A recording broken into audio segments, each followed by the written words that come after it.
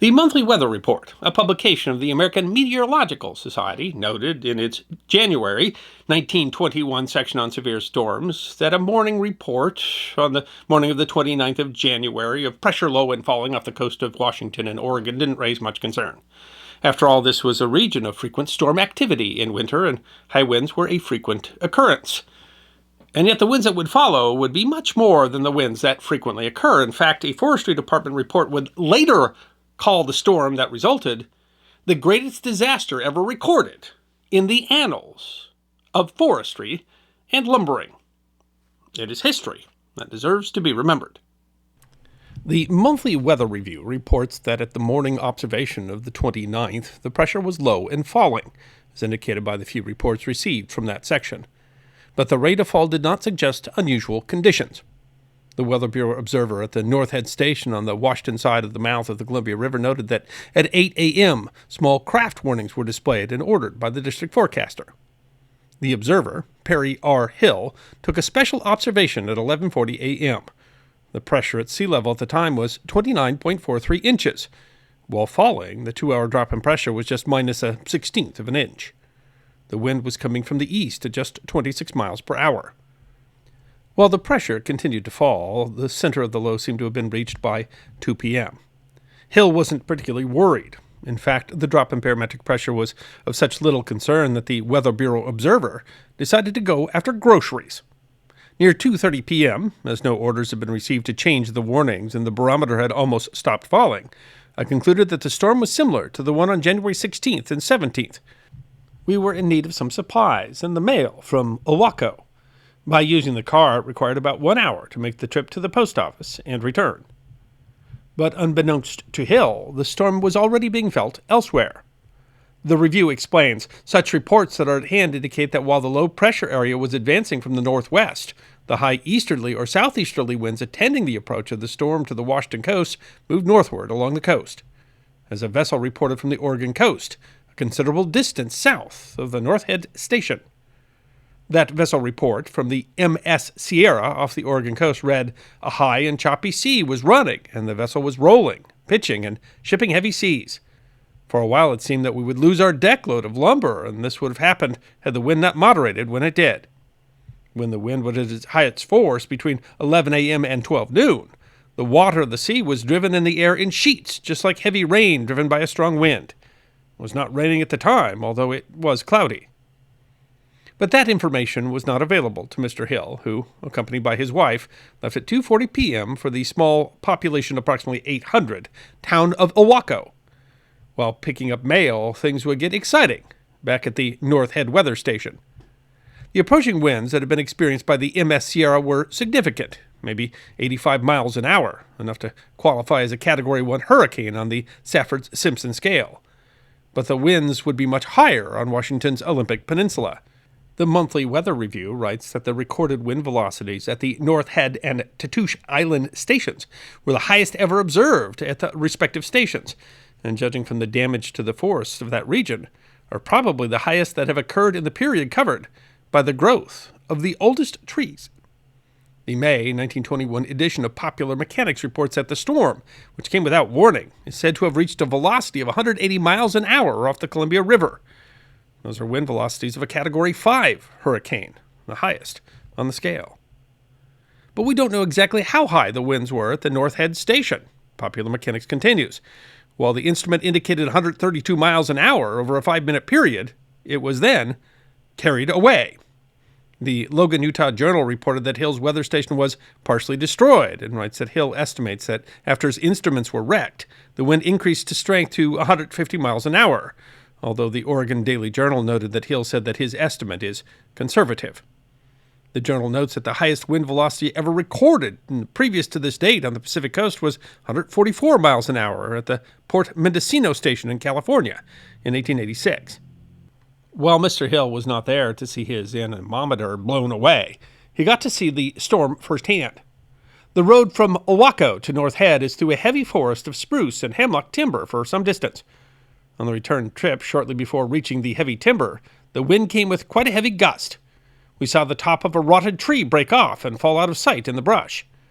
Hill noted that it is a dangerous driving over this road under favorable conditions, but the road that he had driven less than an hour before was now impassable.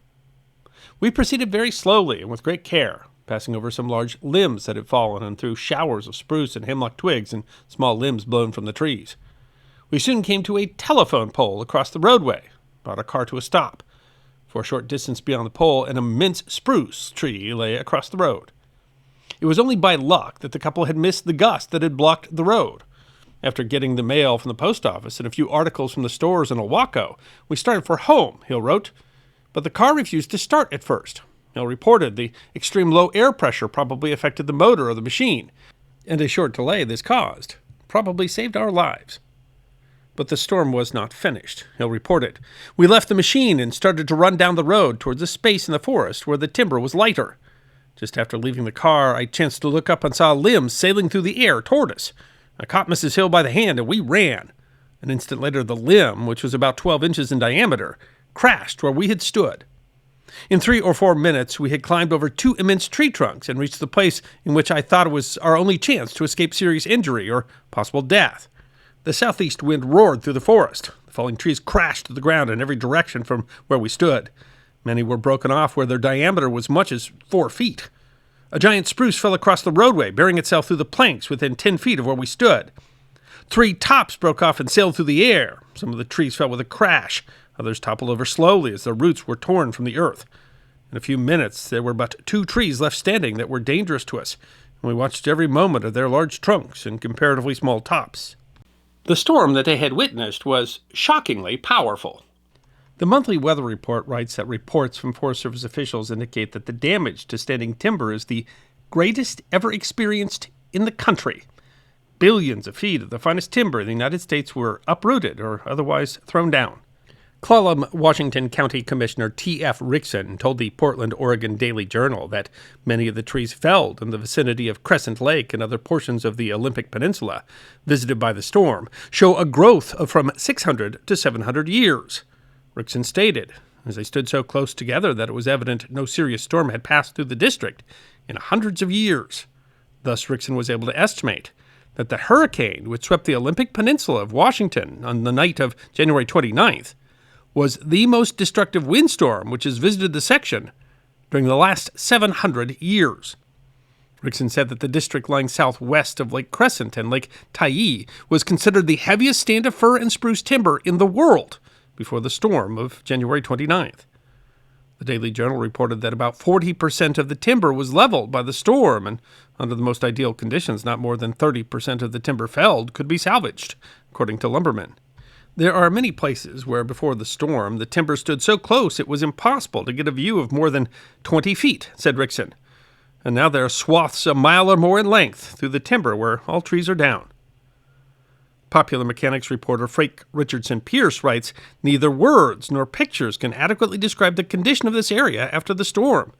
Even the human eye grasps but a small portion. Trees that have withstood the elements for hundreds of years, which measured at least 12 feet in diameter, which stood so closely together that the sun rarely reached the moss and fern-covered floor of the forest, now lie piled in a splintered, shattered mass, piled as high as 50 feet. The Logan, Utah Journal quoted acting forester E.A. Sherman that the tremendous hurricane blew down timber estimated at 5 to 8 billion board feet in a strip 75 miles long and 30 miles wide. 1 billion board feet of which is within the Olympic National Forest.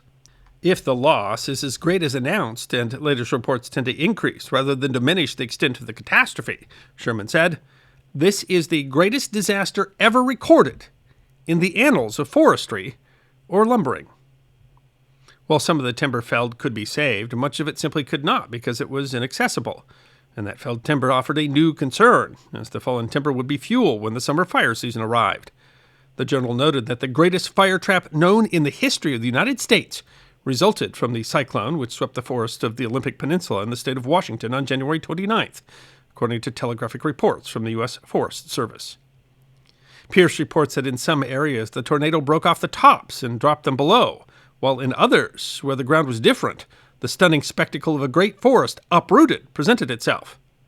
Not one nor a dozen trees, but thousands of trees lay with upturned roots high above us.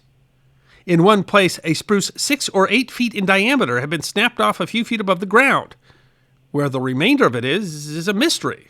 It was not within a radius of 200 yards. Disturbingly, the Tacoma Washington News-Tribune reported that thousands of Roosevelt elk have been killed by falling trees in the Olympic Peninsula, according to reports received by Washington State Game Commissioner L.H. Darwin. The Logan Journal reports that the storm zone reached entirely through the best winter feeding grounds of these animals. The Capitol Journal noted settlers reporting that nearly all of a herd of 200 were killed by falling timber. Pierce writes that it is believed that hundreds of elk and smaller game have perished, as no living thing except a cat could have made it through the debris. He witnessed that one magnificent buck was found cut in two. A 6-foot spruce had caught him in the act of leaping a log. The News-Tribune writes that if the reports are true, it would be a hard blow to the sportsmen of Washington.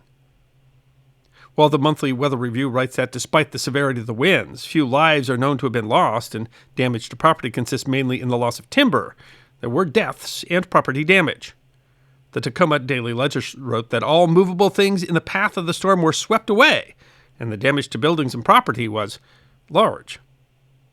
Wind coming out of a fairly clear sky at the close of the day, which had been partly sunshine broken by gusts of rain, hit the harbor country at 90 miles an hour without warning, the Ledger reports. 4 steel smokestacks, one recently constructed chimney reaching 175 feet into the air at Anderson and Middleton Mill, were the first fall before the terrific onslaught of the gale. They crashed down on the frame structures of the mill, crumbling them like houses of cardboard. Alfred A. Brown, chief engineer of the mill and described as one of the best-known millmen of the harbor, was knocked unconscious in front of a 4-inch steam pipe which was broken, the escaping hot atmosphere scalding him to death. An assistant engineer, Jesse L. McNinn, was also terribly scalded, but survived.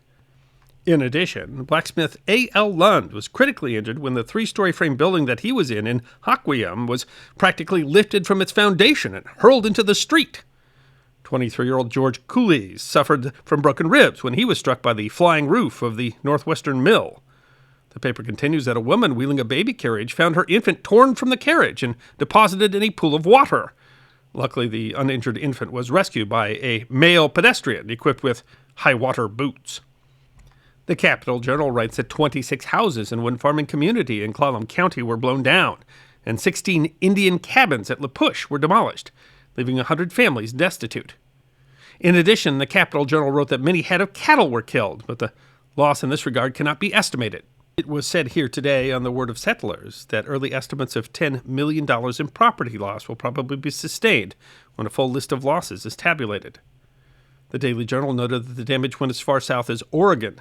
A 60-mile gale struck Astoria, Oregon, shortly before 4 o'clock Saturday afternoon, unroofing a number of buildings, carrying away signs by the score, and smashing in a number of plate glass windows in the downtown section. The gale caused damage amounting to thousands of dollars before it subsided after an hour. Commissioner Rickson told the Daily Journal that total losses would likely exceed $5 million, the equivalent of more than $85 million today. Also of great concern were the blocked roads and damaged communication lines. The Capitol Journal reported that the area that was devastated is one of the most isolated parts of the nation. Communication is possible only over a single highway extending from Port Townsend to Mora on the coast. This highway was entirely blocked by the storm, so that settlers coming here for aid were 5 days in hewing their way. Mr. and Mrs. Hill had to find their way back to North Head. We climbed over some of the fallen trunks, crawled under others, and pushed our way through tangled masses of tops that lined the roadway. There were numerous stories of roads so blocked by debris that it would take days or weeks to clear the fallen timbers. A month after the storm, Pierce was only able to travel because his party was equipped with motorcycles and sidecars, which, being light, could be lifted over obstructions. Although the sections we visited were the least affected, yet the loss was appalling. We drive in place through a lane banked high on both sides by the ends of logs. The obstructing sections had been sawed off and rolled aside. Mechanical saws were used by the road gangs. The single strand of telephone wire was pinned to the earth in 1,000 places. He writes that perhaps 100 people who have homes in the district are now making desperate efforts to get out. They say their cattle are destroyed, their provisions getting low. The men of the district have banded together and are literally sawing their way out. There was a great degree of concern over the coming summer fire season. State and local officials realized, the Ogden, Utah Standard Examiner noted, that if fire should ever gain headway amongst these acres of inflammable debris, then the most stupendous holocaust ever known in the nation would occur. And so they took many precautions, and by mid-November, newspapers were reporting that the risk of fire had subsided. The Big Blow, or the Great Olympic Blowdown, felled 8 times as many trees as the 1980 eruption of Mount St Helens. The relatively low loss of life and property damage was undoubtedly because the area at the time was so sparsely populated. But if the same event were to occur today, the loss of life would be much greater. I hope you enjoyed watching this episode of The History Guy, and if you did, please feel free to like and subscribe and share The History Guy with your friends. And if you also believe that history deserves to be remembered, then you can support The History Guy as a member on YouTube, a supporter on our community at Locals, or as a patron on Patreon. You can also check out our great merchandise shop or book a special message from The History Guy on Cameo.